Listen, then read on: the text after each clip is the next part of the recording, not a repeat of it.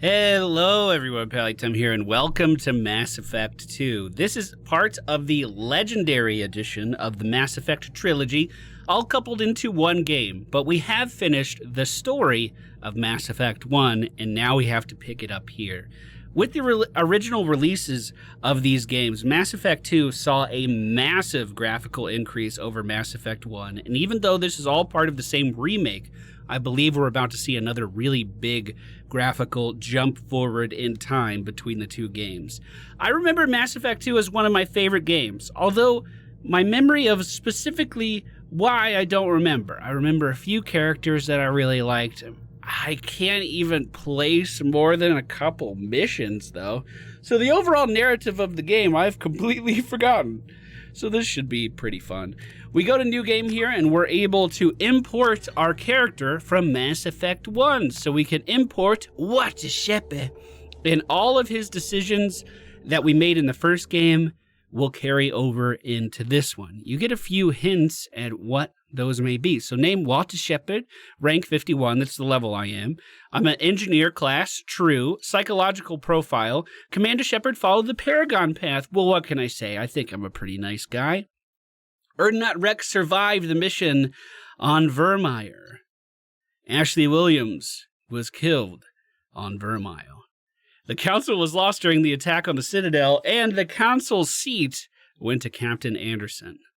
So, our story begins from here.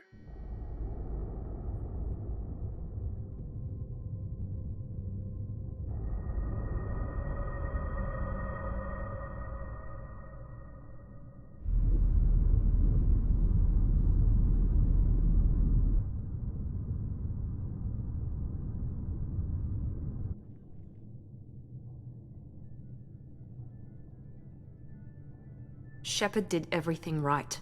More than we could have hoped for. Commander Shepard uncovered the truth. And still, it's not enough. We're at war. No one wants to admit it, but humanity is under attack. But they're sending him to fight Geth. Geth. We both know they're not the real threat. The Reapers are still out there. And it's up to us to stop them. The Council will never trust Cerberus. They'll never accept our help, even after everything humanity has accomplished. But Shepard, they'll follow him. He's a hero, a bloody icon. But he's just one man. If we lose Shepard, humanity might well follow. Then see to it that we don't lose him. Already, I love that intro. 1 month after the devastating Geth attack on the Citadel, humanity seized political control of the galaxy. Now a human-led council is forced to respond to evidence that the Reapers, enormous machines that eradicated all advanced civilized life for every 50,000 years, have returned to quell the rumors that... Oh, I read as fast as I could.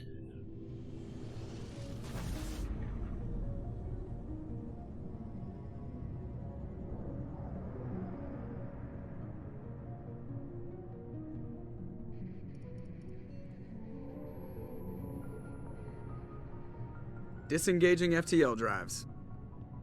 Emission sinks active. Board is green. We are running silent.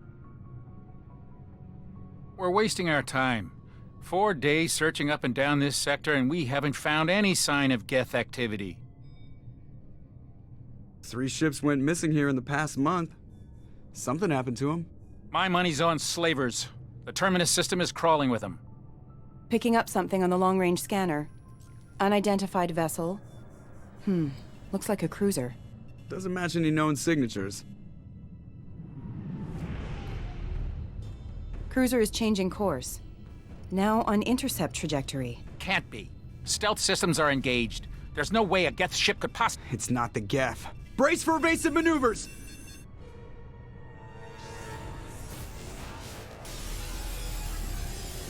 Oh!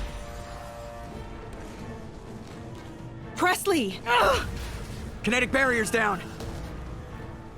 Multiple hull breaches! Weapons offline! Somebody get that fire out!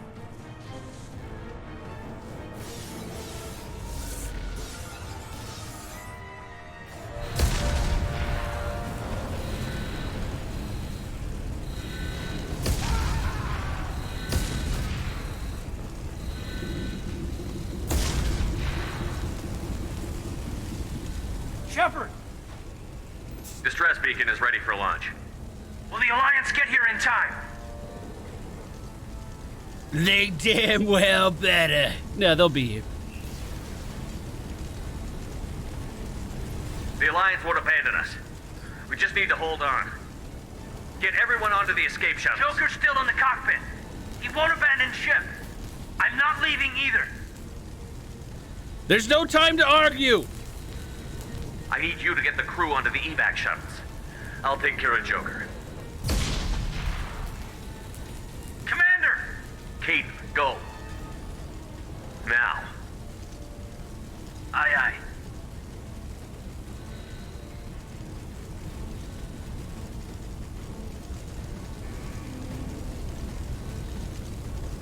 Everybody in! Go! Go! Go!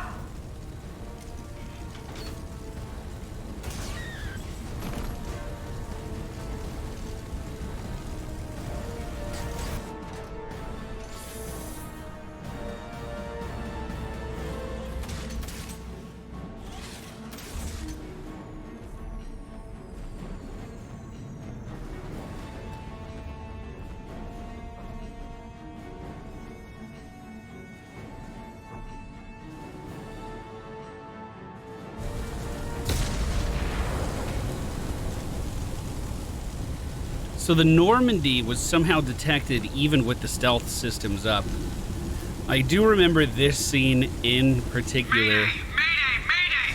This is SSV Normandy! So clearly. We've suffered heavy damage from an unknown enemy. Come on, baby, hold together. Hold together. Yo, watch this.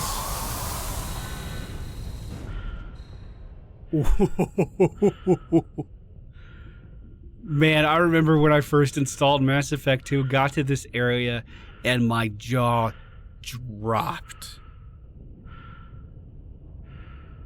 That's incredible. Well, so much for the most advanced ship in the Alliance fleet, huh? Our command deck completely smashed to smithereens. Whatever that was that shot at us was a pretty good shot. I love that you can interact with all of the physics in that area. Joker, let's go! Joker. We have to get out of here. No, I won't abandon the Normandy. I can still save her. Don't throw your life away. The Normandy's lost. Going down with the ship won't change that. Yeah, okay. Help me up. He's got brittle bones, don't forget. They're coming around for another attack.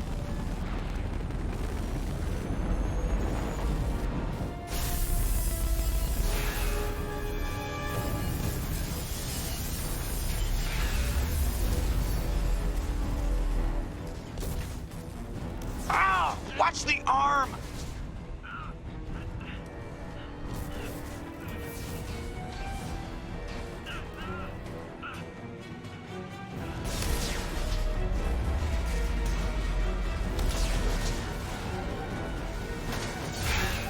Commander! Shepard!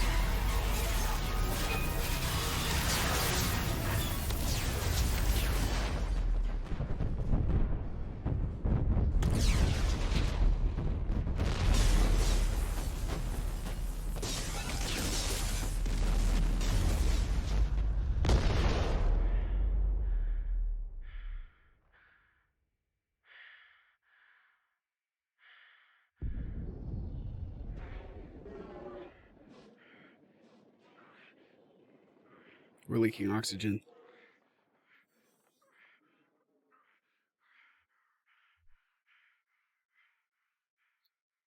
Everything's going dark.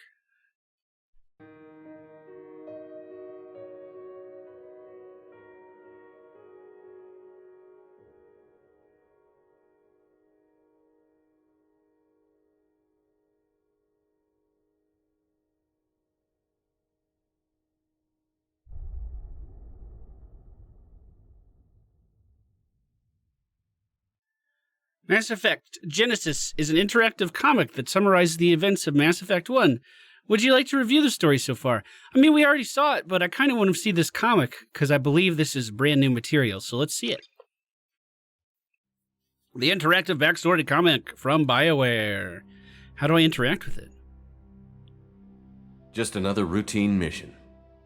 Why do they always say that before a mission? Of course it's routine. You haven't done anything yet. It's everything that happens along the way.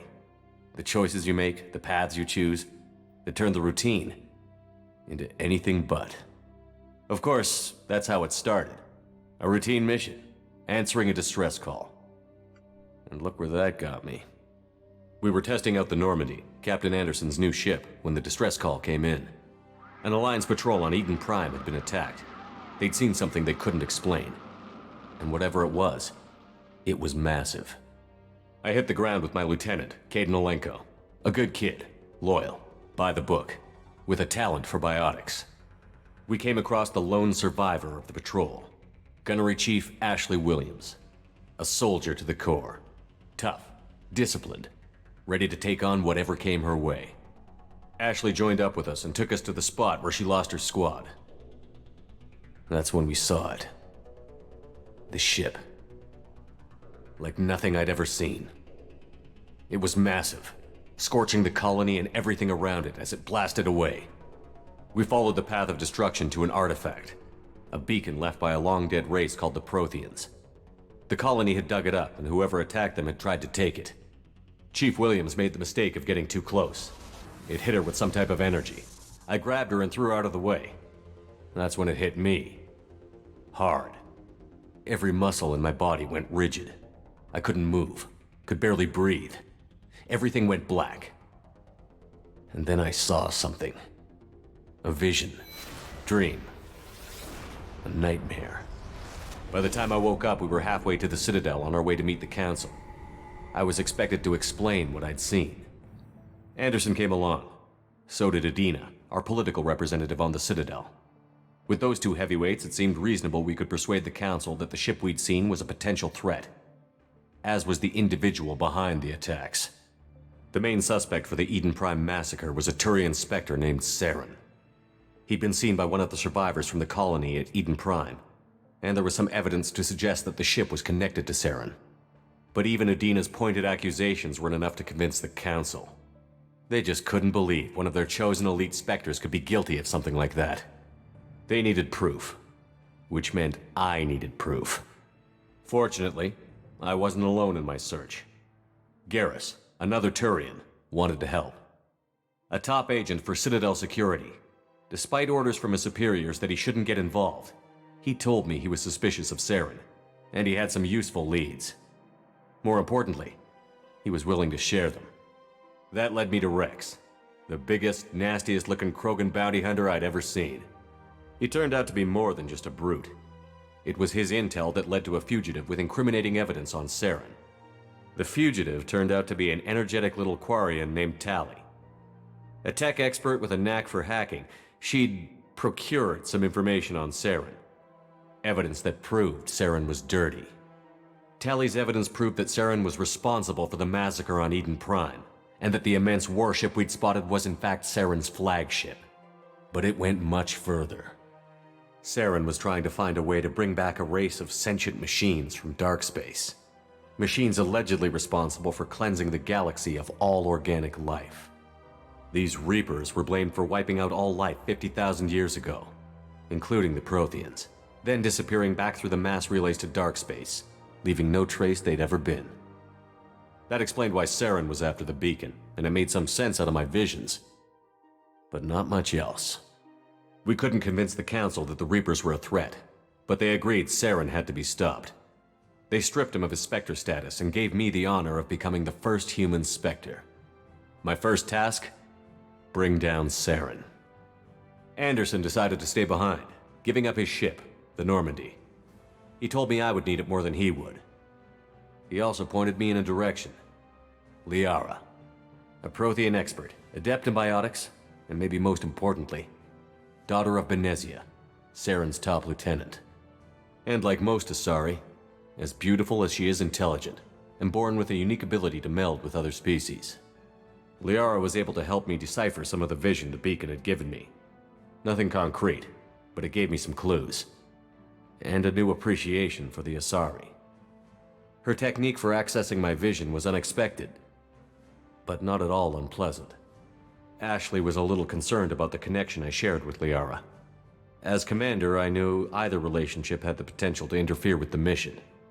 I decided discretion was the better part of valor, and kept my focus on our goal, finding Saren. Yeah, that's my excuse. Thanks That's to what Liara's happened. help, we had our next lead, Benezia. Saren had taken her to Novaria, where he'd enslaved a dangerous race of insect-like creatures, the Rachni. He ordered Benezia to use the same technique Liara had used on me to extract information from the Rachni Queen. The Queen's drones were everywhere, and they weren't happy. We had to fight through hundreds of them to get to Benezia. By the time we arrived, Saren was gone, with the information. I tried to reason with Benezia, but Saren had indoctrinated her. He had somehow acquired the ability to control people's actions and wills. Benezia wouldn't surrender, and Liara was forced to watch her mother die in her arms. No, she And I didn't. was She left with an wasn't angry, there. dangerous Rachni Queen to deal with. She claimed her drones would do no harm if I released her. But the Rachni had terrorized the galaxy before. I couldn't do it. I wouldn't doom an entire species for past sins. And the Queen was true to her word. She left and took her army of drones with her. With Saren's top lieutenant dead, he was quickly running out of time and places to hide. I tracked him down at his base on Vermeer, but we soon learned it was more than a base of operations. It was a breeding ground. Saren was breeding an army of Krogan. He'd found a cure for the genophage, a disease inflicted on the Krogan to prevent them from breeding and taking over the galaxy. But the Krogan Saren was breeding were slaves, mindless beasts that obeyed Saren's will. I had to destroy the base, and all its research. Rex disagreed. Violently. Rex wanted the genophage cure for his people. I tried to convince him to help me destroy it, that these Krogan weren't real. But he wouldn't back down. Fortunately, Rex is smarter than he looks. He realized this wasn't the way to help his people, and that Saren was the real threat.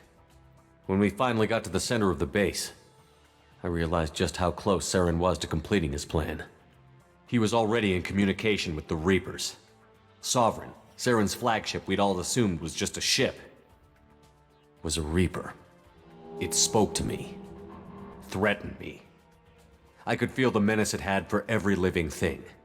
It wanted me dead. It wanted us all dead. And I knew it was capable of doing just that. What I couldn't understand was why Saren would help it. But there was no time to think about it. Sovereign knew where we were. We had to destroy the base and get the hell out. I split up my team in 2 squads, sending Ash with one and Caden with the other as a distraction. We had a nuke, and we planned to use it. Before we could detonate the bomb, Saren showed up. We fought. I stalled him to make time for my team. And in talking to him, I realized the truth. It wasn't Saren who was indoctrinating everyone. It was Sovereign. The Reaper. And Saren was in deeper than all of them. He tried to convince me he was still in control. Said he found a way to reduce the Reaper's influence, but he was kidding himself. Or believing the lies Sovereign was telling him. Before I could convince him to stop, he ran, leaving me just seconds to extract my squad mates. I tried, but I wasn't fast enough. I could only save one of them. Ash was a good friend, and a great soldier. But I had to choose, and I chose Caden. That was the last time Saren would slip away from me. I knew then, the next time we met, one of us would die. With my team mostly intact, we chased Saren and his army to Ilos, a long-lost planet that had once belonged to the Protheans. As we prepared for what we knew would be a desperate fight, I spoke to my crew. We were just one ship, against Saren's growing army. I assured them all that despite the odds, we could defeat him. I'd never tell anyone, but I had my doubts. Leaving Ashley behind had hardened my resolve, but revealed a soft spot in my defenses. How many more friends and allies would I be willing to sacrifice in order to stop Saren? We arrived on Ilos, close behind Saren. Once on the planet, we discovered a Prothean databank that helped me put the final pieces of my vision together. The Reapers had come 50,000 years ago, and every 50,000 years before that, each time purging the galaxy of life. The Protheans had fought and died, like every species before them. But a few survived long enough to leave a parting gift. The Protheans had discovered that the Citadel was the key to controlling the mass relays. By sabotaging the Citadel, they found a way to close the relays to dark space, slowing the Reapers' return, giving us the time we needed to find a solution to stop the Reapers once and for all. Saren knew this. He was leading his army to take control of the Citadel and re-establish the relays to dark space, bringing the waiting Reapers here to destroy us all. We followed him to the Citadel. It was intact, but heavily damaged. He had caught the Council fleets by surprise, and they were only now regrouping.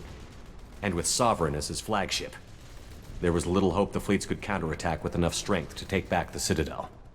But Saren was done running, and I was done chasing him. As the Alliance and Citadel fleets battled Saren's army outside, I cornered the Turian bastard in the Citadel tower and confronted him.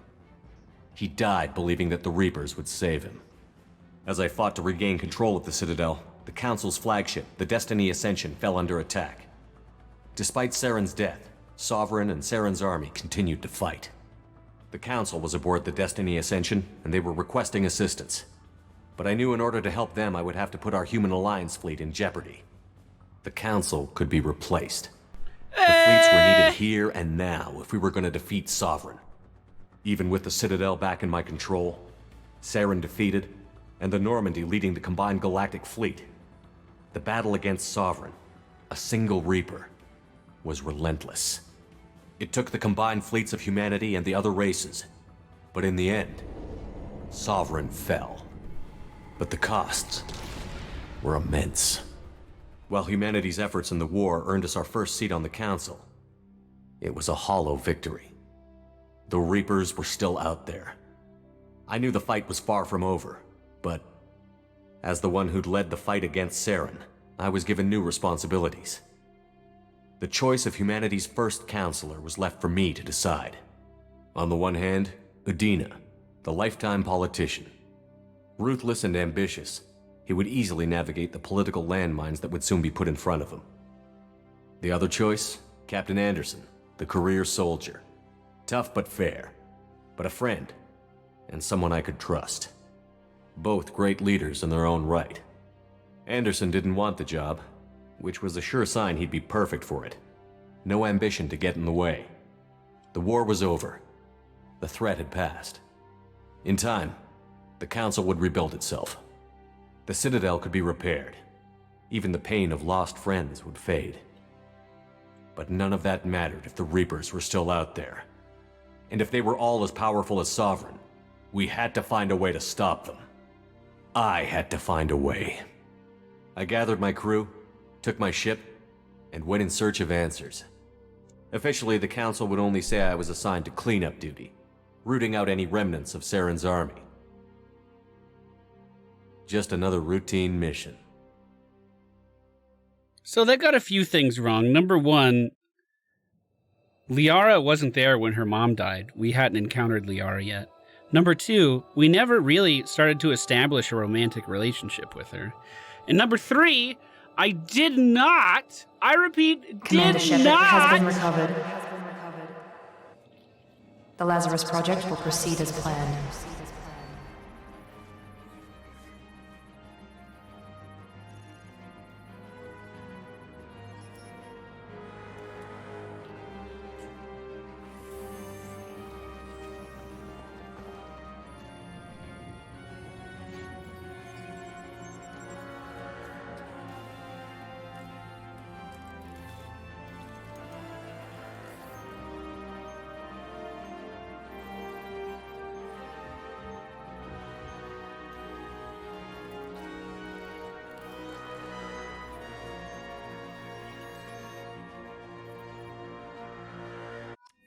I repeat, did not sacrifice the Council to save human lives. That was nowhere close to the motivation.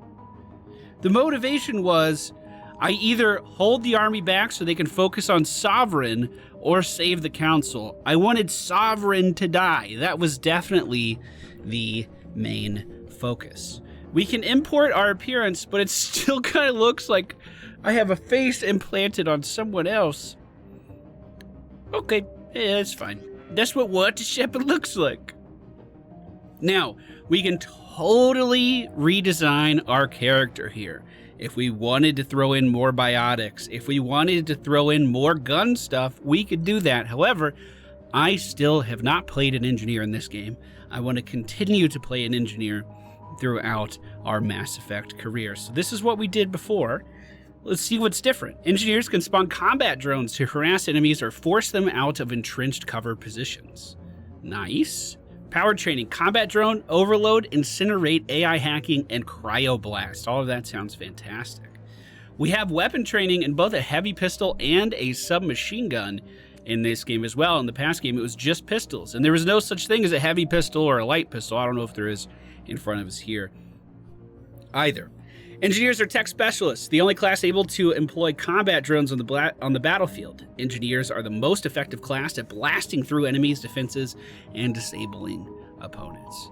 Well, if we're the only class that gets the combat drone, I think that'll be our main point of focus, at least at the beginning, so we can really see how cool that is. Water Shepherd, an Earthborn war hero engineer. Here we go.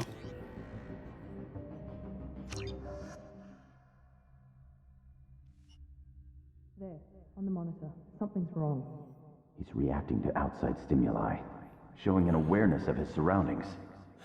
Oh my God, Miranda, I think he's waking up. Hey. Damn it, Wilson. He's not ready yet. Give him the sedative. Oh. Shepard, don't try to move. Just I'm moving. lie still. Try to stay calm. Heart rate's still climbing. Brain activity is off the charts. Stats pushing into the red zone. It's not working. Another dose. Now. Heart rate dropping. Stats falling back into normal range. That was too close. We almost lost him. I told you your estimates were off. Run the numbers again. Run the numbers again. Good night, Angel. Wake up, Commander. Shepard, do you hear me? Get out of that bed now. This facility is under attack. Shepard, your scars aren't healed, but I need you to get moving. This facility is under attack. There's a pistol in the locker on the other side of the room. Hurry! Grab the pistol and armor from the locker. I've already hit level 3? Squad. So, how does this work? Combat drone. I would like to purchase a rank for it. That costs 2. The next one is 3, so I can't do it yet.